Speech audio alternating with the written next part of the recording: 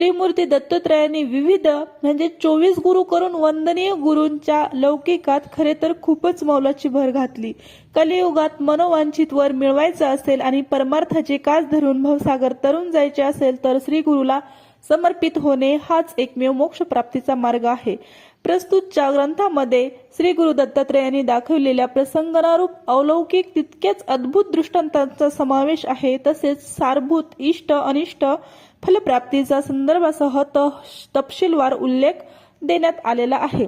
श्रीपाद श्री वल्लभ दत्त भक्तांनी सदर ग्रंथाचे पठन करून त्यांचा स्वतःच अनुभव घ्यावा हे उत्तम। ज्या भक्तांना आपल्या सांसारिक कामनापूर्तीसाठी आपल्या इष्ट कामना सिद्ध्यर्थ शुद्ध चित्ताने संक्षिप्त श्री गुरुचरित्र या ग्रंथांची 11 आवर्तने करावीत, म्हणजे 11 वेळा ग्रंथ पूर्ण वाचावा। साधकाला 20 ते 30 मिनिटे सलग वेळ लागेल। त्याने सकाळी स्नान झाल्यावर किंवा सायंकाळी हातपाय धुवून देवासमोर धूप दीप लावून रोज 1 वेळा संपूर्ण ग्रंथ वाचावा। असे वाचन केले म्हणजे 11 दिवसात 11 पारायणे होतात।